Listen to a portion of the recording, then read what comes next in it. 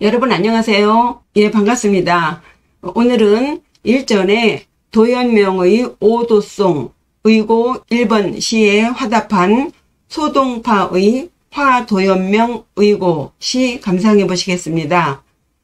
도연명이 구구절절히 하지 못하는 말을 소동파가 풀어주고 있는데 이 시 또한 도연명의 의고 시 못지않게 마치 암호로 쓰여진 것 같이 이 속에 의미하는 바가 쉽지가 않습니다.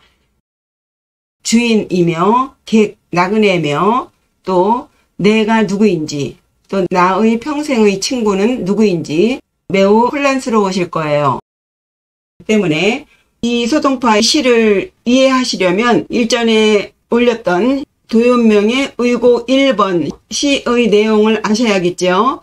예, 제가 더보기에 링크를 올려놓을 테니 참고하시면 되겠습니다.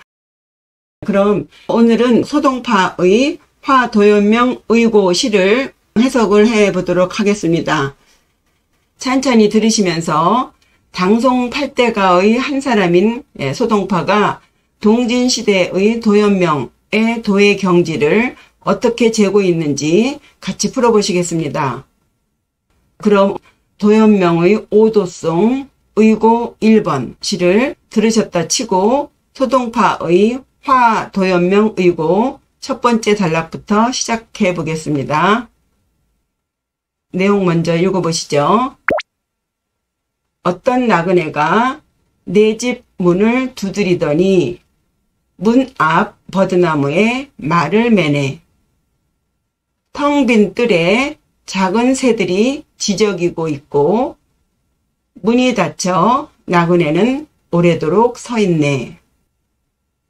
유객 구아문 개마 문전유. 유객, 객이 있다. 어떤 나그네가 있는데 구, 두드릴 구자예요. 아문, 나의 문을 두드리다. 여기서 주목할 주어는 객, 나그네입니다. 이 문 앞에서 오래도록 기다리고 있는 나그네는 누구일까요? 동파는 이 사람을 친구라고 하지 않고 나그네라고 칭한 것을 유념하셔야겠습니다. 객이 누구일지 짐작해 보세요. 개마 문전유. 개, 묶을 개자죠. 말, 맞자. 말을 묶었다. 어디에? 문전유예요. 문 앞에 버드나무. 버드나무 하면 도연명 집이죠. 당연히 이 앞구에 나, 아자는 도연명이 되겠습니다. 어떤 나그네가 도연명 집 앞에 와서 지금 말을 묶어놓고 문을 두드리는 거예요.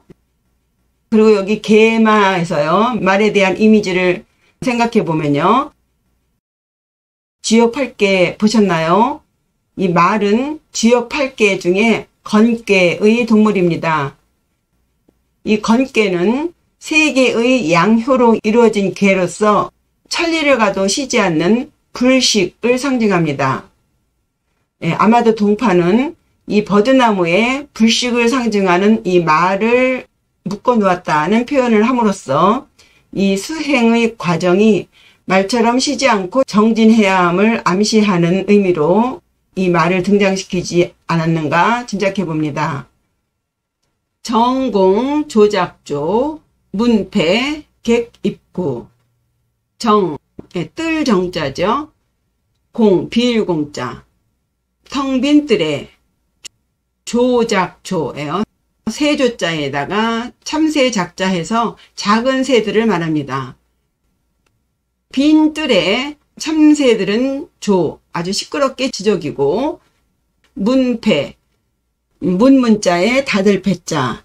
문은 단단히 잠겨 있는데 객, 입구. 객은 오래도록 서 있네예요.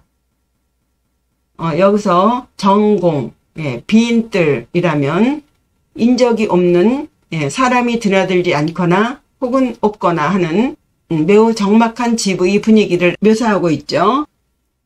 그 다음에 조작조라는 말은 문전장나라고 하는 사자성어가 있습니다. 문 앞에 참새 작자에다가 그물 라자예요. 그래서 문 앞에 참새를 잡으려고 하는 그물을 치고 있다. 벼슬이 끊어지자 누구도 이 집에 찾아오는 사람이 없어서 오죽하면 노상 작은 새들이 문 앞에 와서 지적이니 아예 그 앞에 참새를 잡으려고 그물을 칠 정도로 그만큼 사람들이 드나들지 않음을 말하고 있어요. 문전성시라는 말이 있죠. 문 앞이 마치 시장과 같이 벅적거린다는 말의 반대의 말이 문전장라입니다. 그래서 빈 뜰에 새들이 지저귀고 있다고 하는 것은 지금 도연명이 41살 때 귀걸이사를 읊으며 사직을 하고 집으로 돌아오지 않았습니까? 그 상황을 말하는 거예요. 벼슬을 그만두고 시골 전원으로 돌아와 보니 문 앞에 수레를 끌고 오는 그런 고관 대작들도 없고 자기에게 청탁하고자 하는 그런 사람들도 찾아오지 않는. 그러니까 동파는 도연명이 벼슬을 그만두고 시골 전원에 돌아왔을 때의 그 도연명의 집안을 정공조작조이라는 시어로 표현한 것이죠. 이 시어로서 도연명과 소동파의 이 시들의 시간적인 배경은 도연명의 41살 때 이후 말년이라고 짐작할 수 있겠지요. 문패. 그러다 보니 이제 문은 닫혀 있는 거죠. 문이 꼭꼭 닫혀 있죠. 뭐 찾아오는 사람도 없고, 뭐 만나러 갈 사람도 없고 하니 문을 닫고 있는데 객 입구. 어떤 객이 와서 오래도록 서 있는 거예요. 이 속에 사람이 있는지 없는지. 어쨌든 이 객은 오래도록 이 주인이 와서 문을 열어주기를 지금 기다리고 있죠. 이 첫 번째 구절은요. 잠깐 갔다 올게 했던 그 여행길이 오래가고 있음을 표현한 도연명의 의구시의 첫 단락에 맞추어서 집 주인이 여행을 떠난 빈집 앞에서 객은 이제나 오나 저제나 오나 주인을 기다리고 있다고 대꾸하고 있죠. 이 시의 도입부의 장면을 보여주고 있습니다. 두 번째 단락입니다. 내용 먼저 읽어보죠. 주인은 책을 베고 누워서 나의 평생의 벗을 꿈꾸다가 호련히 부서질 듯 문 두드리는 소리를 듣고 한 잔술의 취기가 놀라서 흩어지네. 주인 침서와 몽아 평생 우. 주인, 아무도 없을 것 같은 그 집 안에 사람이 들어있죠. 주인이라는 말은 객의 상대어로 쓴 것이고요. 도연명 자신을 말하는 것이죠. 침서, 침은 베개 침자죠. 동사로는 베개를 베다 해서 침서 하게 되면 책을 베고서 누워 있어요. 그러니까 주인이 없는 건 아니에요. 집안에 있네요. 그죠? 다만 책을 베고서 누워 있어요. 누워서 뭐 해요? 몽아 평생 우 해서요. 몽 꿈몽자 나아자죠. 도연명 자신을 말하는 것이죠. 자신의 평생 우 평생의 친구들을 꿈꾸고 있다. 주인이 돌아올 때까지 객은 밖에서 기다리고 있는데 정작 이 주인은 집에서 책을 베고 자면서 꿈속에서 친구를 만나고 있어요. 이 첫 번째 여기서 동파는 두 가지 이야기를 합니다. 첫째로 이 악구의 침서와 그러니까 이 시어에서 도잠이 그 평소에 책을 매우 즐겼음을 보이고 있죠. 소동파는 일전에 소동파의 오도송에서 말씀드렸듯이 이 도라는 것은 말로써 전할 수 없는 것인 바 역시 말로써 전해받을 수도 없는 것이기 때문에 말로써 전하는 유정설법이 아닌 정이 없는 사물에게서도 법을 전해 드릴 수 있다고 하는 무정설법을 깨친 인물이죠. 해서 여기서 동파가 말하는 도잠이 책을 베고 누웠다라고 하는 이 침서와라는 시어에서 이 도잠은 아직도 책을 손에서 떼지 못하고 있는 단계임을 지금 동파가 드러내 보이고 있는 것 같아요. 그리고 또 한편 이 침서와 책을 펴고 누웠다는 말 속에는 와유의 이미지를 읽을 수가 있습니다. 여기 누울 와자가 있죠. 이 와자와 관련돼서 와유라는 명제가 있습니다. 누울 와자, 논일 유자 해서요. 누워서 유람하다, 누워서 논일다 예요. 이 단어는 동양미학에서 다루는 명제인데요. 중국 남북조 시대 송나라 때에 종병이라는 화가가 있었어요. 그는 명산을 다니면서 그림도 그리고 논일었는데 노년에 병이 들어서 산천 구경이 어려워지자 젊은 날에 그렸던 산수화를 벽에 걸어놓고 즐겼다는 말에서 유래해요. 그러니까 직접 산에 가지 않고 집안에서 산수의 도를 즐긴다는 것이죠. 해서 앞서 그 도연명의 오도송에서는 도연명이 좌망이라는 수행법으로 초견성을 이루었다고 제가 조금 과장스럽게 설명드린 바가 있는데, 여기서 동파는 좌망이라는 용어 대신 자망보다는 좀 더 가벼운 혹은 좀 더 낮은 경계의 이미지를 주는 와유의 의미를 지닌 이 누울 와자를 씀으로써 동파가 도연명의 도를 보는 그 시각을 짐작할 수 있겠습니다. 그 다음 두 번째 주목할 내용은 이 뒷구에 몽아 평생우에서 요 우, 나의 평생의 친구죠. 친구는 누구일까요? 여기서 이 나 아자는 당연히 도연명이죠. 나는 몸과 혼으로 구성되어 있는데 여기서 아는 몸, 육, 그것이 중심이고, 요 우는 앞서 도연명의 오도송에서도 밝혔듯이 도연명의 영혼, 소울입니다. 그래서 나의 평생의 친구, 도연명의 평생의 친구, 혼을 꿈꾸는 거예요. 이 19절의 이해를 돕기 위해서 장자의 호접몽을 말씀드려야겠어요. 이 호접몽이란 호랑나비 호자에 나비접자, 꿈몽자 해서요. 일명 꿈의 나비가 되다는 내용이에요. 장자는 그의 제물론에서 장자가 꿈에 나비가 되었는데 자기가 나비인지 나비가 자기인지 알 수 없었다는 말을 합니다. 자기가 나비가 되고 나비가 또 자기인, 너와 나의 구분이 없는 그런 상태를 꿈속에서 깨닫는 거예요.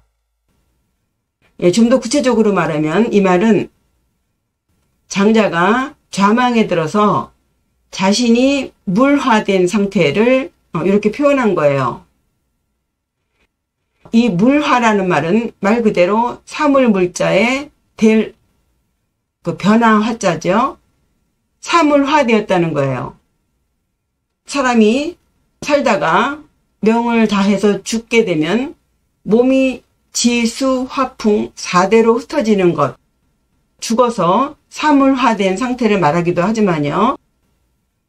여기에서 말하는 이 물화는 장자가 그 좌망, 즉 선정에 들어서 몸과 혼이 분리된 상태에서 몸은 생명이 없는 사물처럼 죽은 것처럼 딱 정지되어 있고, 이 혼이 이 몸에서 빠져나와서 나비처럼 날아다니며 논이는 상황, 그것을 호접몽이라고 하는 거예요.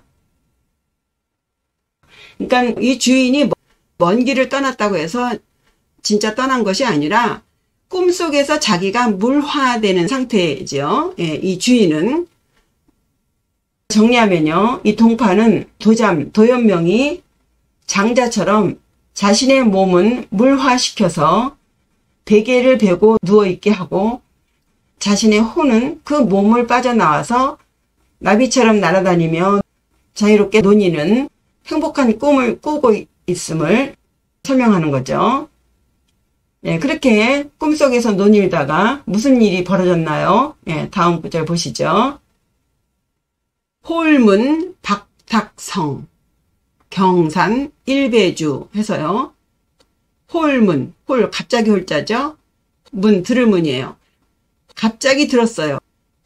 여기서 이 홀자는 역시 갑자기라는 의미대로 갑자기 깨닫는다는 의미의 돈오를 상기할 수 있겠죠.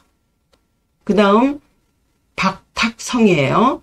예, 박은 깨질 박자, 탁은 쪼을 탁자, 소리 성자죠. 갑자기 부서질 듯 두드리는 소리가 들렸다예요. 요 박자는요, 지역 23개의 산지 밖에서 쓰는 박자예요. 그러니까 이 깨질 박자의 의미 속에는요, 옛것이 깨지고 다시 새로운 것의 시작을 알리는 의미도 있습니다. 그래서 요 박자로 봐서 이 뒷구의 의미를 짐작해야 합니다. 그러니까 뭔가 전에 없는 어떤 새로운 일이 일어날 것을 예상하게 하는 자예요. 그 다음 이 쪼을 탁자를 보시면 요 탁자는 딱따구리가 나무를 쪼는 소리 혹은 그 쪼는 모양인데요. 줄딱 동기의 의미가 들어있는 탁자입니다. 이 줄자는 시끄럽게 떠드는 소리고요. 탁도 쪼을 탁이에요. 기자는요, 빼기자입니다. 그래서 졸탁 동시라고도 해요. 이 새끼는 안에서 나오고 싶어서 안달하는 식으로 우는 소리를 내면 어미가 바깥에서 알을 쪼는 거죠. 그러면서 이제 같이 새끼와 어미가 그 안팎에서 동시에 쪼면서 새끼가 바깥으로 나오는 것을 줄탁 동기라고 하는데, 그 헬만 헤세의 데미안이라는 소설 아시나요? 거기서 알을 깨고 나온다라는 말이 있는데, 불가의 선종에서 이 줄탁 동기라는 말은 수행자들을 깨치기 위해서 선지식들이, 그러니까 그 선배들이 후배나 제자들에게 사용하는 공안이에요. 공안이라면 아는 말로 선문답입니다. 즉 스승이 제자에게 선문답 혹은 그 법거량을 하면서 제자로 하여금 깨닫게 한다는 의미예요. 그래서 앞에 요 나오려고 하는 병아리는 깨달음을 향해서 나아가고자 하는 수행자를 의미하고, 요 바깥의 어미는 수행자에게 깨우치는 방법을 알려주는 스승이라고 할 수 있습니다. 그런데 여기서 간과해서는 안 되는 것이, 병아리와 어미닭이 동시에 알을 쪼기는 하지만 이 어미닭은 그 병아리를 세상 밖으로 나오게 하는 것에 도움을 줄 뿐이고, 실제로 알을 깨고 나오는 것은 병아리죠. 그래서 스승의 가르침은 단지 깨우치는 데에 계기만 제시할 뿐이고, 실제로 그 나머지는 이 제자가 스스로 노력해서 깨달음에 이르러야 하는 거죠. 동파 선생은 이 공안의 방법, 이 어미와 새끼가 안팎으로 쪼는 그런 방법, 즉 이 선문답의 방법으로 수행자를 일깨우는 그런 모양을 박탁이라는 시어를 사용한 것입니다. 예, 말하자면 이 홀문 박탁성은 일전에 우리가 공부했었던 서산대사 강문에서요, 서산대사가 대낮에 닭 우는 소리에 대오각성했다든가, 또 소동파가 폭포 소리에 무정설법을 깨쳤다는 등 그런 의미와 상통하는 내용입니다. 동파는 이 도연명, 이 도잠 선생도 역시 이 문 두드리는 소리에 한 소식을 얻었다고 지금 설명하고 있는 것이죠. 해서 그 깨달음의 순간을 요 뒷구, 예, 경산 일배주로 표현하고 있어요. 경산하면은요, 놀랄 경자죠. 놀라서 산, 흐트러질 산이죠. 무엇을? 일배주. 한 잔 술을 흐트렸어. 그러니까 엎지르는 거예요. 요 경자를 파자해보면요, 말마자에 위에 경, 우리가 존경할 때 경인데 이게 어려워할 경자입니다. 그 멍멍 강아지한테 회초리를 들고 있어서 이 강아지가 아주 바싹 긴장하고 있는 모양이 요 경자입니다. 그리고 말은 굉장히 예민한 동물이라고 하죠. 그래서 그 누워서 편히 자지 않고 서서 잘 정도로, 예. 그래서 여기서 이 놀란다는 이 경자는요, 두려워서 놀라는 게 아니라 긴장된 상태라고 생각하시면 되겠고요. 또 여기 흐트러질 산자는요, 서산야라고 하는 미학적 명제가 있어요. 말하자면 북글씨는 산, 이 흐트러뜨린 것, 야, 이다예요. 뭐냐면 이 붓글씨나 그런 예술 작업을 하면은 마음이 정화된다. 이 마음에 맺힌 것이 다 흩어진다. 그러니까 마음에 맺힌 것이 풀어진다는 의미의 산자거든요. 그래서 여기서 경산하면은요, 놀라서 막 어리둥절하고 혼비백산하고 이런 상태가 아니라 긴장된 상태에서 정신이 번쩍 드는 그런 이미지로 읽으시면 어떨까 싶어요. 그래서 일배지와 함께, 예, 한 잔 술에 든 그 취기가 문 부서질 듯 두드리는 그 소리를 듣고서 정신이 번쩍 드는 것 같은, 이 마음에 맺힌 것이 다 흩어진다. 그러니까 마음에 맺힌 것이 풀어진다는 그런 이미지입니다. 그래서 갑자기 들려오는 부서질 듯한 문 두드리는 소리를 듣고 한 잔 술에 취한 취기가 놀라 달아나 버리네. 혹은 정신이 번쩍 드네. 뭐 이런 식으로 해석을 해보겠습니다. 그리고 이 술이라면은 도연명이 자신의 분신처럼 자신이 하고자 하는 말, 자신이 하고자 하는 행동, 자신의 속 깊은 마음을 이 술로써 표현했다고 했잖아요. 그런 친구를 지금 이 깨트릴 듯한 그 두드리는 소리를 듣고서는 놀래서 흩어뜨렸어요.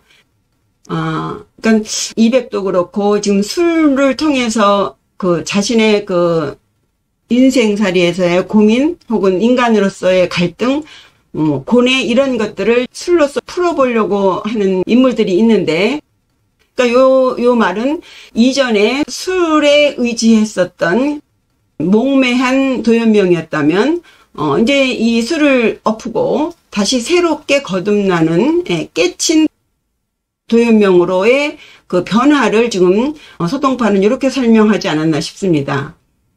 자기로 하여금 알을 깨고 나오라고 두드리는 그 소리에 후련히 깨쳐서 자기가 평생 손에서 놓지 않았던 그 술을 엎어버리고 나오는, 그 나오는 고고, 병아리에게는 알이라면 이 시들에서는 문으로 표현을 했죠. 문을 열고 나오기 전에 술을 엎어버리고 나오는 그 장면입니다.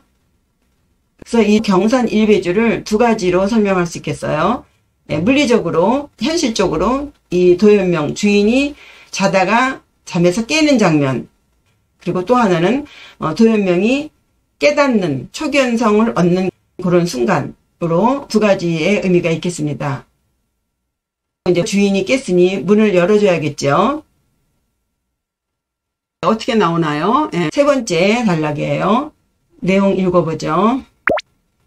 바지를 뒤집어 입고 나그네에게 거듭 인사하는데 꿈속에서나 깼을 때나 모두 어긴 것이 부끄럽네. 앉아서 잡다한 고금의 산문답을 나누는데 대답을 못해 얼굴이 점점 붉어지누나. 도상, 기사객이에요. 도상, 도는 거꾸로질 도자죠. 상자는 아랫돌이 상자예요.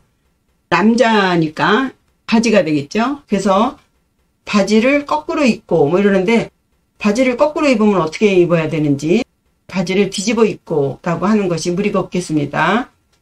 기사객이에요. 기를 일어날 기자라고 해서 일어나서 객에게 사과했다라고 하는데, 요 기자는 그 부사로서요, 거듭이라는 말입니다. 강조로 쓰인 말이에요. 옷을 뒤집어 입고 불이 나게 나와가지고는 사객, 이 사자를 지금 객을 오래도록 기다리게 했죠. 뒷구에 부끄러울 개자가 있어서 그거랑 연결해서 사과한다는 의미로 해석을 해도 상관은 없겠지만, 일의 순서상 문을 열어주면서 무조건 사과했다기보다도 어서 오시라고 인사하는 것이 자연스러운 것 같아요. 뭐 좋을 대로 하세요. 어쨌든 바지를 뒤집어 입고 급히 객을 맞이하여 거듭거듭 인사를 하는데, 그런데 몽교 양괴부예요. 몽은 꿈꿀 몽이고요. 이 교자는요, 깨닫는다는 의미에서는 각이라고 쓰이는데 잠에서 깰 때는 교라고 있습니다. 그래서 몽교예요. 잠자면서 꿈을 꿀 때나 잠에서 깨어 있을 때나 둘 양이죠. 그 둘 다 괴부, 부끄러울 괴자, 부자는 어길 부자죠. 등에 지고 있기 때문에 어긴다는 의미가 있어요. 잠잘 때나 깰 때나 두 가지가 다 부끄러웠다. 그 무엇이 부끄러웠을까요? 첫 번째로 이 꿈속에서 부끄러웠던 것은 몸과 육체가 분리되어 있을 때 이 혼이 몸에서 나가서 이 와유하며 논일다 보니 깨닫는 시간이 너무 오래 걸렸다는 거죠. 그러니까 빨리 깨닫지 못하고 너무 손님을 기다리게 한 거죠. 그러니까 매화가 마르기 전에, 버들가지가 시들기 전에 공부를 끝낼게 라고 했는데 너무 시간이 지체했던 것은 다른 게 아니라 스스로 자신의 공력이 부족한 것이었다는 점에서 부럽다고 하는 것이 아닌가. 그리고 또 두 번째로 잠이 깨서 부끄러웠던 것은 도상, 지금 급하게 나오느라고 지금 바지를 뒤집어 입고 나오지 않습니까? 도상 상령이라는 그 사자성어가 있습니다. 이 도상은 옷을 뒤집어 입는 거고, sak은 찾을 삭자에 영자는 요점 영자예요. 그래서 옷을 뒤집어 입고 요점을 찾다입니다. 그러니까 어떤 문제를 해결할 때, 요점을 찾을 때 그 근본이 잘못되었음을 말하는 거예요. 병아리가 막 알을 깨고 나오는 것처럼 그 모양새가 좋지 않죠? 좀 시간이 지나야 털이 뽀송뽀송해지지 않습니까? 그런 장면이에요. 지금 꿈속에서 내가 나비인지 나비가 난지, 내가 술인지 술이 난지, 그 깨질 듯한 문 두드리는 소리에 화들짝 놀라서 비몽사몽 간에 깨친 거죠.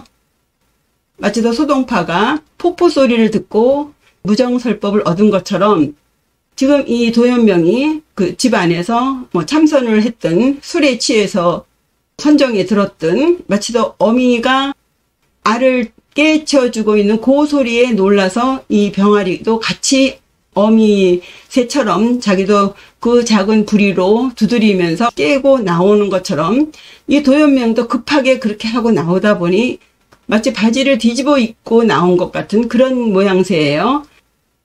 그러니까 요 구로 봐서요, 이 동파 선생은 도연명이 지금 막 잠에서 깨서 불이 나게 바지를 뒤집어 입고 막 이렇게 나오는 이 장면으로 도잠의 그 도의 수준을 이제 막 알을 깨고 나온 햇병아리의 모습에 비유하면서 그냥 앞뒤 없이 허둥대는 좀 우스꽝스럽달까요? 도가 익지 않은, 그렇게 높지 않은 그런 수준으로 도상이라고 표현한 것 같아요. 그러니까 정리하면요, 깨치는데 너무 많은 시간이 걸린 것, 그리고 아직은 완전하게 그 깨치지 않은 것, 그 두 가지가 다 부끄러웠다. 다음 면을 보시면요, 소동파가 도연명을 어떻게 보는가를 분명하게 하는 장면이에요. 좌담 잡금고 부답 안유후. 좌담, 앉을 좌, 이야기할 담자죠. 앉아서 담아 이야기한다인데 요 담자를 보시면 말씀 언자에다가 불꽃 염자입니다. 그러니까 이 대화를, 말을 막 불꽃 튀기게 하는 거예요. 무엇에 대해서? 잡금고예요. 삭길 잡자죠. 이것저것 이런저런 것, 금, 지금 혹은 옛것, 고금의 이야기들을 이것저것 막 섞어서 불꽃 튀게 이 주인과 객이 지금 논쟁을 하는 것입니다. 그럼 무슨 이야기를 하는 걸까요? 여기서 이 객이 누구인지를 짐작할 수가 있겠는데요. 이해를 돕기 위해서 미리 말씀드리면 이 객은 이 시를 쓴 작가인 소동파입니다. 잠깐 소동파를 알고 넘어가야겠죠. 예, 이 동파 선생은 아시다시피 문장은 당송 8대가에 속하고요. 글씨면 글씨, 그림이면 그림, 뭐 하나 빠지는 것이 없는 송대 최고의 학자로서 당시 세속의 학문을 우습게 여기는 불가의 선사들에 대해서 매우 못마땅하게 생각했습니다. 예, 그 정도로 육아인으로서 아주 대단한 자부심을 가지고 있는 인물이었죠. 해서 어디 절에 훌륭한 선지식이 있다는 소리만 들리면 당장 달려가서 그 선사들을 상대로 그들의 도를 시험하는 선문답을 하면서 즉 법거량, 그 스님들의 도를 쟀습니다. 그러다가 어느 날 그 승호 선사를 만나면서 그 무정설법을 깨닫게 되고 이후로 이제 불교에 심취해서 많은 그 불교 서적을 남기고 있는데 그 이후의 이야기는 소동파의 오도성을 참고하시기로 하고요. 예, 어쨌든 여기서 좌담 잡금고라고 한다면요. 이 소동파가 평소에 그렇게 하고 다니듯이 이 나그네처럼 여기저기 다니면서 그렇게 선사들을 상대로 혹은 그 도를 수행하는 인물들을 찾아다니면서 법거량을 하듯이 지금 도연명의 도를 재는 거예요. 네, 그런데 도잠이 쩔쩔매고 있습니다. 부답 안유 후예요. 부답 답하지 못했다. 답하지 못해서 안유후. 안 얼굴 안자죠. 안 얼굴이 유 이거 점점 유자예요. 점점점 후 두터울 후자인데 이 두터울 후자 속에는 짙다는 의미가 있어요. 그래서 얼굴이 붉어져서 짙어진다. 이 선지식이 먼저 질문을 하면 거기에 대해서 딱딱 답을 해야 되는데 부답, 답을 하지 못해요. 예. 동파의 질문에 이 도잠이 대답하지 못해서 얼굴이 점점 시뻘개진다는 내용이죠.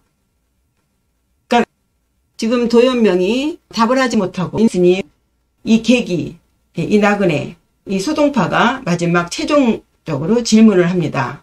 예, 마지막 네 번째 단락입니다. 예, 내용 읽어볼게요.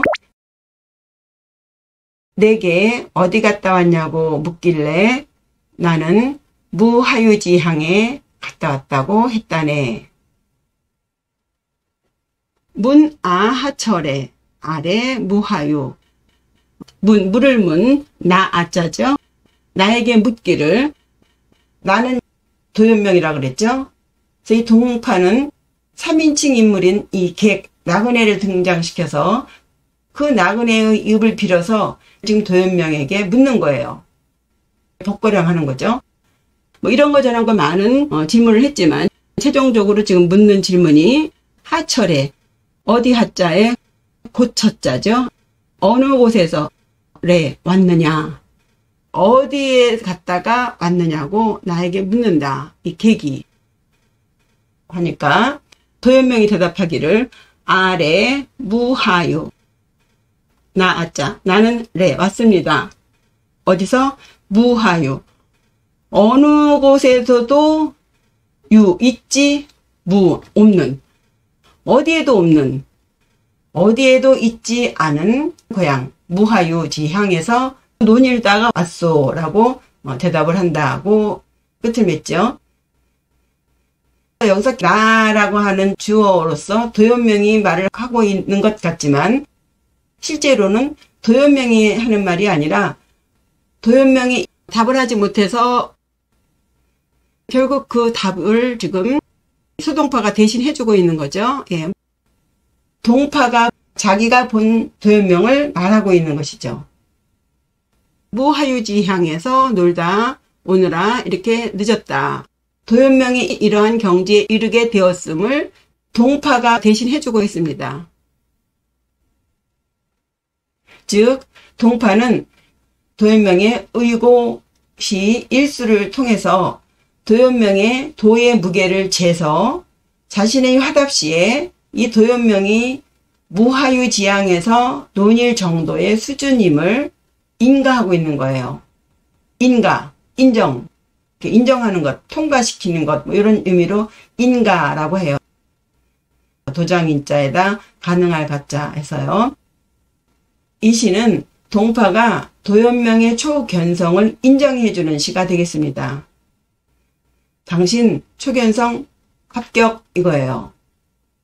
이 연대로 치면 이 도잠이 동파보다 670여 년이나 앞사람이죠.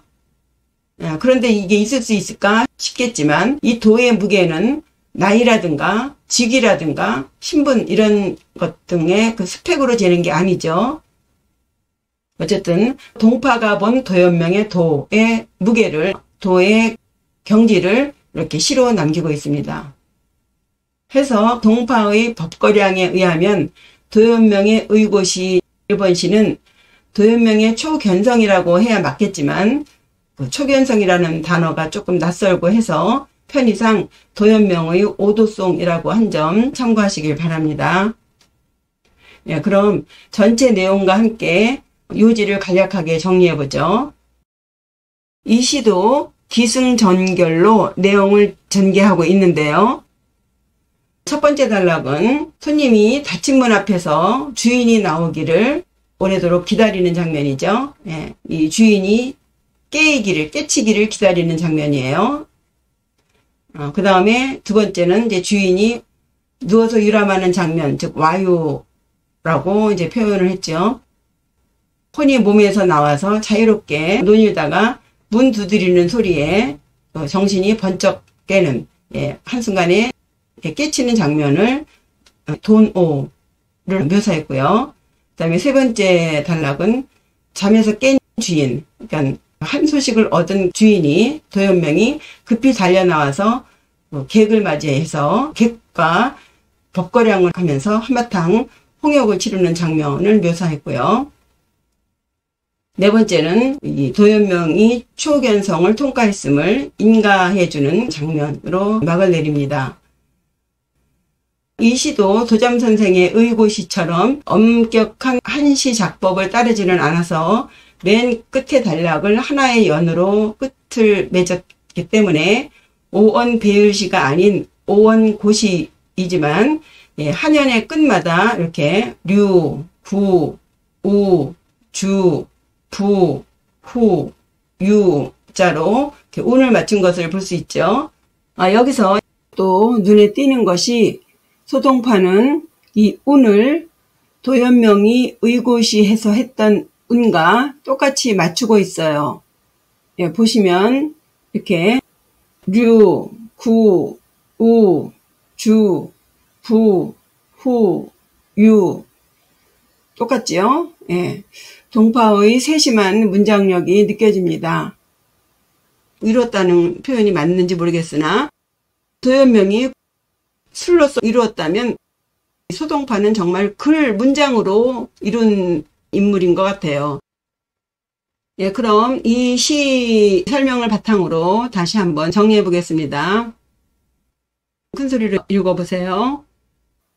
정공 조작조, 텅 빈 뜰에 작은 새들이 지저귀고, 문패 객 입구, 문 닫혔어도 객은 오래도록 서 있네.